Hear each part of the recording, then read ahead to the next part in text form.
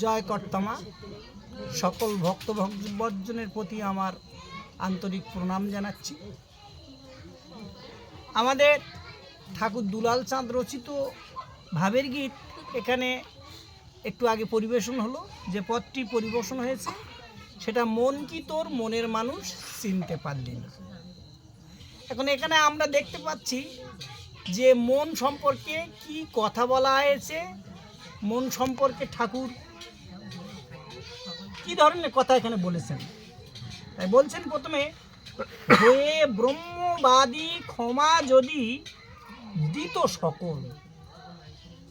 দেখুন, ব্রহ্মা আর ব্রহ্ম দুটো কিন্তু আলাদা জিনিস। ব্রহ্ম হচ্ছেন একজন দেবতা, ব্রহ্ম বিষ্ণু মহেশ্বর। আর এখানে বলা হয়েছে ব্রহ্মবাদী, অর্থাৎ সেই পরমেশ্বরের প্রতি লক্ষ্য রেখে। ব্রহ্ম কথার কিন্তু অনেক অর্থ, এবং সেই অর্থ যদি প্রকাশ করা যায় বা প্রকাশ করতে যাই আমি, সেটা কিন্তু অনেকটা সময়ের ব্যাপার। তাই খুব সংক্ষেপেই বলি, ব্রহ্মবাদী অর্থাৎ সেই মালিকের দিকে লক্ষ্য রেখে যদি ক্ষমা দিত। মানুষের সবচেয়ে বড় ধর্ম হচ্ছে ক্ষমা। তো সেই ক্ষমা যদি সেই পরমেশ্বরের প্রতি লক্ষ্য রেখে যদি সবাই যদি দিতে পারত, তবে সংসারে এত গোলমাল হতো না। তুমি কাজ কাচালে রাজা হলে বুঝতে পারলে না, নিত্য সাত দ্বীপ জলদি পৃথিবী হয় আনাগোনা। দেখুন, আমরা যে সমস্ত কথা বলি একটা অন্ত অর্থ আছে আর একটা বহির অর্থ। তো এখানে আমরা এটা কিন্তু এই যে দেহটাকে আমরা পৃথিবী ধরছি, এই দেহটাকে আমি পৃথিবী মনে করছি বা পৃথিবী ধরা হচ্ছে। তা বলা হচ্ছে এখানে, তুমি কাজ কাচালে, কাঁচানো অর্থাৎ কাজ নষ্ট করলে। কেন নষ্ট করলে? না, এই পৃথিবীতে এসেছিলে মানব জন্মে সাধন ভজন করার জন্য, কিন্তু সেই সাধন ভজনের কাজের কথা কিছুই হলো না। রাজা হলে, অর্থাৎ এই দেহের রাজা, মানব দেহের রাজা মন, মানব দেহের রাজা হলে বুঝতে পারলে না, নিত্য সাত দ্বীপ জলদি পৃথিবী হয় আনাগোনা। এখানেও দেহের মধ্যে 7টা দ্বীপ আছে, এটাও একটা পৃথিবী, নিত্য আনাগোনা, যাওয়া আসা হচ্ছে এখানে করে। থানায় থানায় আনাগোনা, ঠাই ঠিকানা পেলিনে। মন কিন্তু সবসময় সেই পরমেশ্বরের খোঁজ করতে চলেছেন। থানায় থানায় বিভিন্ন জায়গা আনাগোনা যাতায়াত করবার পরে ঠাই ঠিকানা অর্থাৎ সেই ঈশ্বরের সন্ধান পাওয়া গেল না। মন কি তোর মনের মানুষ চিনতে পারলি না। এখন বিষয়টা হলো এই, মন যদি ঠিক সেই মানুষটাকে না চেনে, অর্থাৎ মনের মানুষ তার পরম আরাধ্য দেবতা বা ঠাকুর, যাই না কিছু আমরা বলি, তাকে যদি না চিনতে পারে, তাহলে কি করে কি হবে? যে তোরে সাজাইয়েছে, এ রাজ্যের রাজ্য ভার দিয়েছে, সে কথা অন্বেষণ তার করলি না। এই দেহ রাজ্য তিনি কিন্তু সাজিয়েছেন সেই ঠাকুর বা সেই মালিক বা সৃষ্টিকর্তা। তাহলে তিনি কোথায়, তিনি কিন্তু কোথায় আছে সেটা অন্বেষণ মন করলো না, করছে না। সচক্ষে তুই সে লোককে তাকিয়ে দেখলি না। নিজের চোখে, সচক্ষে দেখা অর্থাৎ নিজের চোখে, আমরা নিজের চোখে দেখেই সব কিছু বিশ্বাস করি। তো সেই লোককে তাকিয়ে দেখলি না, তিনি আছেন এখানে, কিন্তু সচক্ষে নিজের চোখে তুই তাকিয়ে দেখলি না। যে তোরে রাজ্য দিলে রাজা করলে, ভাবলি তারে ভিন।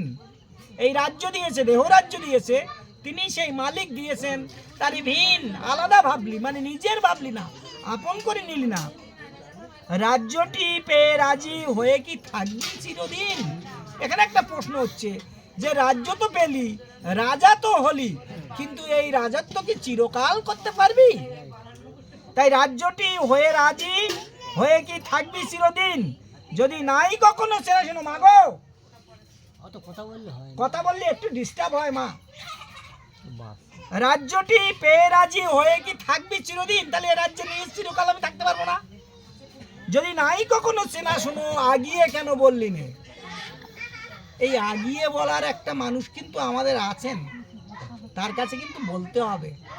সেই হচ্ছেন শ্রীগুরু, পরম গুরু, যে ঠাকুর আমাকে একটু পথ পন্থা বলে দেন যাতে করে তার শ্রীচরণ পাই, তোমার শ্রীচরণ পাই। এই যে স্বর্গ নরক দেখতেছো, 2 চতুর্দশ ভুবন, এখানেই স্বর্গ নরক, সপ্ত স্বর্গ আর সপ্ত নরক। নাভিতে উপরের দিকে সপ্ত স্বর্গ আর নাভির নিচে সপ্ত নরক, এই হচ্ছে চতুর্দশ ভুবন, এটাই পৃথিবী। কর্মফলে জন্মে ভূমণ্ডলে হয় গমনাগমন। আমি পূর্বজন্মে যে কাজ করেছি সেই কাজের ফল অনুসারে এ জন্মে আমার জন্মগ্রহণ করতে হবে। তাই কর্মফলে জন্মে ভূমণ্ডলে, আমি ভালো কাজ করলি পরের জন্মে ঠিক সেই রকমই জায়গা পাবো, সেই রকমই সাধন ভজনের জায়গা পাবো। যদি আমার যদি একটু কাজ যদি সে খারাপ হয়, তাহলে আমার এই খানিকটা লেখাপড়ার মতো প্রমোশন হবে, আবার ডিমোশনও হবে, চাকরি বাকরির ক্ষেত্রেও যেটা হয়। ক্রমে গমনাগমন মিথ্যা ভ্রমণ ক্ষমা তো নাই।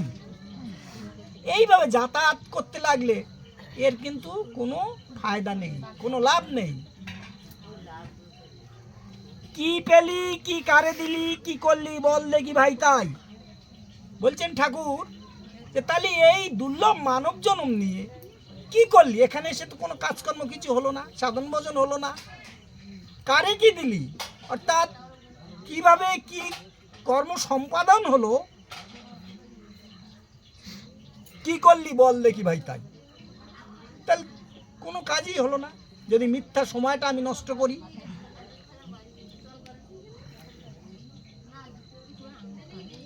দেখো পাওনেওয়ালা, দেনেওয়ালা, কর্নেওয়ালার হাত।